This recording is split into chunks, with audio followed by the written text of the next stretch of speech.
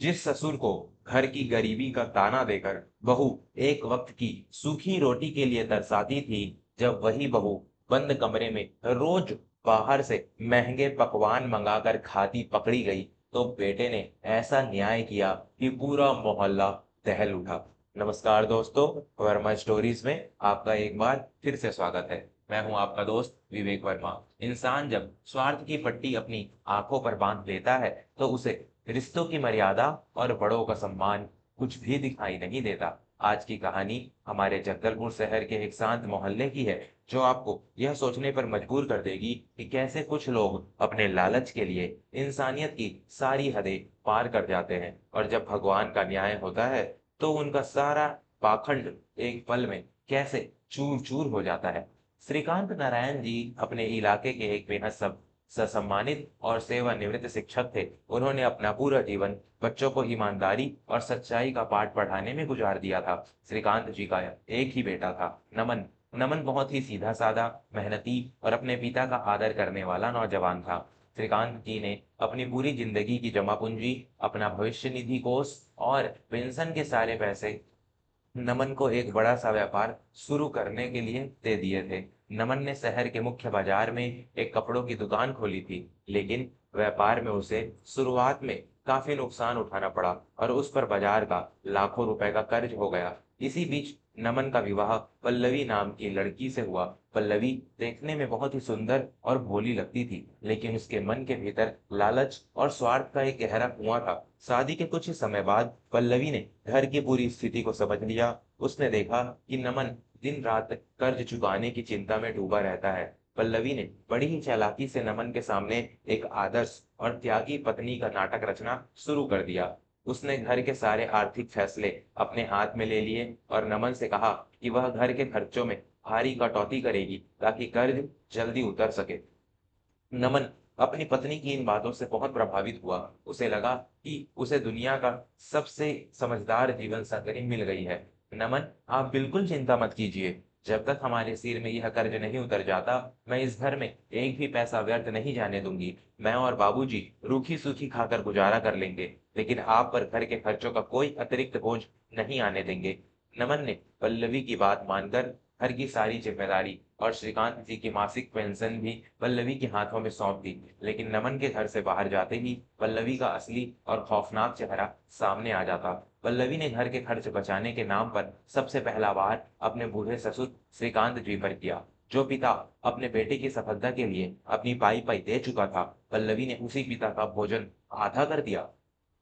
सुबह के नाश्ते में जहां श्रीकांत जी को दलिया या फल मिलने चाहिए, पल्लवी उन्हें रात की बची हुई बासी रोटियां और बिना चीनी की फीकी चाय थमा देती। दोपहर और रात के भोजन में भी उन्हें केवल उबले हुए चावल और पानी जैसी पतली दाल दी जाती, जिसमें न तो कोई स्वाद होता और न ही कोई पोषण। जब कभी श्रीकांत जी भूख से बेहाल होकर पल्लवी से थोड़ा सा भोजन या सब्जी मांगते, तो पल्लवी उन्हें गरीबी और कर्ज का ताना देकर पूरी तरह अपमानित करती। बाबूजी, आपको घर की हालत दिखाई नहीं देती क्या? नमन दिन रात बाजार वालों का कर्ज चुकाने के लिए खून पसीना एक कर रहा है। घर में राशन के लाले पड़े हैं और आपको 56 भोग चाहिए। जो सूखी रोटी और दाल दे रही हूँ, उसी में संतोष करना सीखिए। हम खुद भी आधा पेट खाकर सो रहे हैं, ताकि आपके बेटे को जेल न जाना पड़े। बेटे के कर्ज और उसकी परेशानी की बात सुनकर श्रीकांत जी का स्वाभिमान उन्हें अंदर ही अंदर कचोटने लगता। एक पिता होने के नाते वे कभी नहीं चाहते थे कि उनके कारण उनके बेटे पर कोई मुसीबत आए, इसलिए वे चुपचाप अपनी थाली में रखा हुआ बेस्वाद और रूखा खाना आंसुओं के साथ निगल लेते। उन्होंने कभी नमन से पल्लवी की शिकायत नहीं की, क्योंकि वे नहीं चाहते थे कि कर्ज के तनाव में जूझ रहे उनके बेटे को घर के कलेश का भी सामना करना पड़े। दिन ब दिन श्रीकांत जी का शरीर कमजोर होता जा रहा था। वे अक्सर कमजोरी के कारण चक्कर खाकर गिर पड़ते, लेकिन पल्लवी को उन पर जरा भी दया नहीं आती। नमन जब भी रात को थका हारा घर लौटता, पल्लवी उसके सामने एक फटे पुराने कपड़े पहनकर बैठ जाती और ऐसा दिखावा करती जैसे उसने दिन भर घर के काम में कितनी मेहनत की है और उसने खुद भी कुछ नहीं खाया है। नमन अपनी पत्नी और पिता की यह हालत देखकर खुद भी कई बार भूखा ही सो जाता था, लेकिन सच्चाई इसके बिल्कुल विपरीत थी। पल्लवी ने श्रीकांत जी की जो पेंशन और घर का जो खर्च बचाया था वह उसे कर्ज चुकाने में नहीं बल्कि अपने महंगे शौक पूरे करने में उड़ा रही थी। उसे बाहर के तीखे और मसालेदार खाने का बहुत शौक था। हर दोपहर जब श्रीकांत जी कमजोरी के कारण अपने छोटे से कमरे में सो रहे होते, पल्लवी अपने मोबाइल फोन से शहर के सबसे महंगे भोजनालयों से खाना मंगवाती थी। कभी मलाई कोफ्ता, कभी शाही पनीर, तो कभी तरह तरह की मिठाइयाँ। जब खाना घर पर आता तो वह दरवाजे पर ही पैसे देकर उसे चुपचाप अंदर ले आती और अपने कमरे की कुंडी लगाकर आराम से दावत उड़ाती थी। यह सिलसिला महीनों तक चलता रहा। पल्लवी मजे से रोज नए नए पकवानों का स्वाद चख रही थी, जबकि उस घर की नींव रखने वाला बूढ़ा पिता भूख से तड़प रहा था। लेकिन कहते हैं ना कि पाप का घड़ा एक न एक दिन जरूर भरता है। ईश्वर की लाठी में आवाज नहीं होती, लेकिन जब वह पड़ती है तो बड़े बड़े पाखंडियों के होश उड़ जाते हैं। एक दिन नमन अपनी दुकान पर था। दोपहर के लगभग 1 बज रहे थे।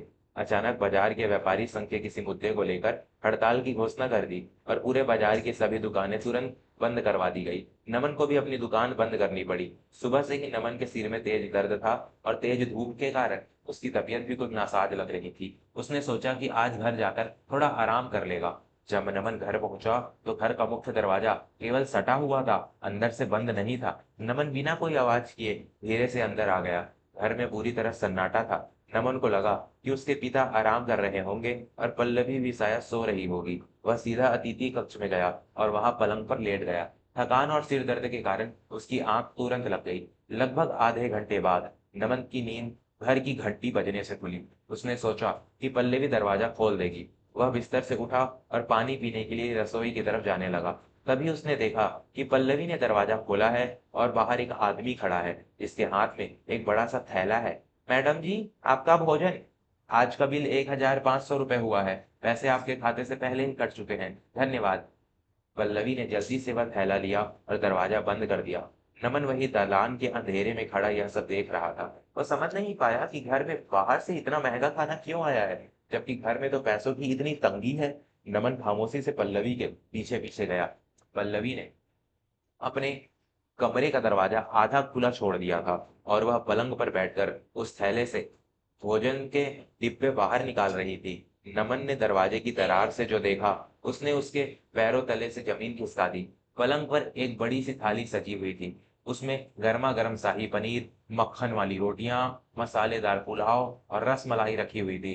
पूरे कमरे में उस स्वादिष्ट भोजन की खुशबू फैल गई थी। पल्लवी बड़े ही मजे से टीवी चालू करके उस शाही दावत का आनंद लेने लगी। वह हर एक निवाला इतने लालच से खा रही थी जैसे कि किसी बड़े उत्सव में बैठी हो।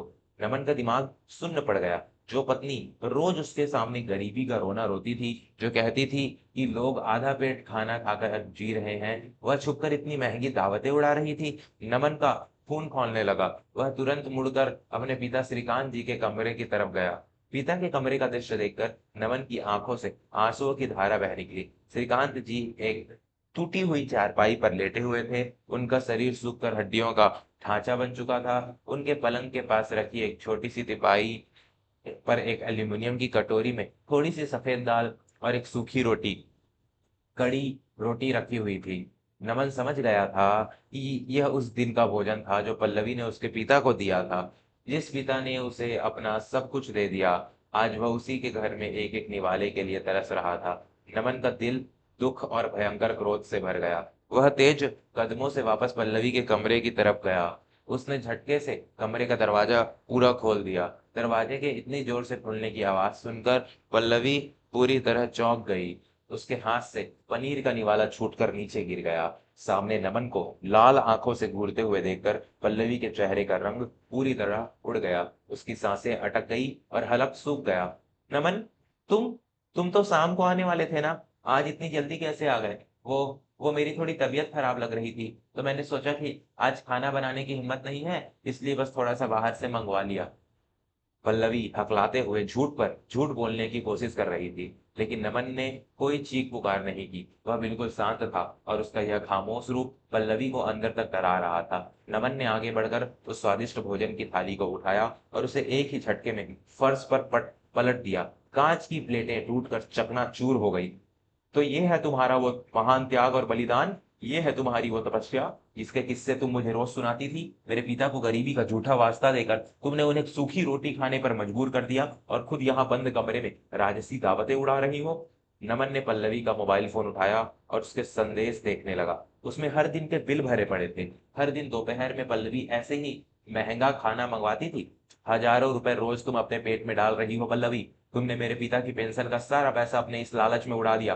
तुम इंसान नहीं, एक कलंक हो। जिस पिता ने मुझे पाल पोस कर बड़ा किया, तुमने उन्हें बीमारी और भूख से मार डालने की साजिश रची। पल्लवी अब रोने का नाटक करने लगी। वह नमन के पैरों में गिर पड़ी। मुझे माफ कर दो नमन, मुझसे बहुत बड़ा पाप हो गया। मेरा मन भटक गया था। मैं कसम खाती हूँ कि आज के बाद ऐसा कभी नहीं करूंगी। मुझे घर से मत निकालना। लेकिन नमन ने उसे छटक दिया। उसके दिल में अब इस औरत के लिए कोई जगह नहीं बची थी। माफी? जो तुमने किया है वह कोई गलती नहीं बल्कि एक सुनियोजित पाप है। तुमने मेरे पिता को तड़पाया है। आज से इस घर के किसी भी पैसे पर तुम्हारा कोई अधिकार नहीं है। और जब तक तुम मेरे पिता के सामने घुटनों पर बैठकर उनके आंसुओं का हिसाब नहीं चुका देती, तब तक तुम्हें इस घर का एक दाना भी नसीब नहीं होगा। नमन पल्लवी को खींचता हुआ श्रीकांत जी के कमरे में ले गया। उसने पल्लवी को अपने पिता के पैरों में धकेल दिया। पल्लवी फूट फूट कर रोने लगी और श्रीकांत जी से अपने किए की माफी मांगने लगी। श्रीकांत जी का दिल बहुत बड़ा था। उन्होंने रोते हुए अपने बेटे को शांत किया और कहा कि जो हुआ सो हुआ, परिवार को टूटने मत दो। लेकिन नमन ने एक कड़ा फैसला ले लिया था। उस दिन के बाद से घर की पूरी आर्थिक कमान नमन ने अपने हाथों में ले ली। उसने अपनी दुकान का समय बदला ताकि वह खुद अपने पिता के लिए पौष्टिक और अच्छा भोजन बनाकर जा सके। श्रीकांत जी का स्वास्थ्य धीरे धीरे सुधरने लगा। वहीं दूसरी तरफ पल्लवी को अपनी करनी का ऐसा फल मिला कि वह घर में केवल एक नौकरानी बनकर रह गई। अब उसे वही सादा और रूखा खाना खाना पड़ता था जो नमन उसे देता था। उसका सारा घमंड और सारा पाखंड मिट्टी में मिल चुका था। दोस्तों, घर के बुजुर्ग हमारे परिवार की जड़ें होते हैं। जो लोग अपने स्वार्थ के लिए उन जड़ों को काटने की कोशिश करते हैं, वे एक दिन खुद भी सूख कर बर्बाद हो जाते हैं। बड़ों का आशीर्वाद ही हमारी सच्ची संपत्ति है और उनके साथ किया गया कोई भी छल कभी छुप कर नहीं रहता। आपको यह कहानी कैसी लगी, हमें अपने विचार जरूर बताएं। अगर यह वीडियो आपके दिल को छू गई हो तो इसे लाइक करें और वर्मा स्टोरीज को सब्सक्राइब करना न भूलें। मैं विवेक वर्मा जल्द ही मिलूंगा एक नई कहानी और एक नए जीवन पाठ के साथ। तब तक के लिए अपनों का सम्मान करें और अपना ख्याल रखें। नमस्कार।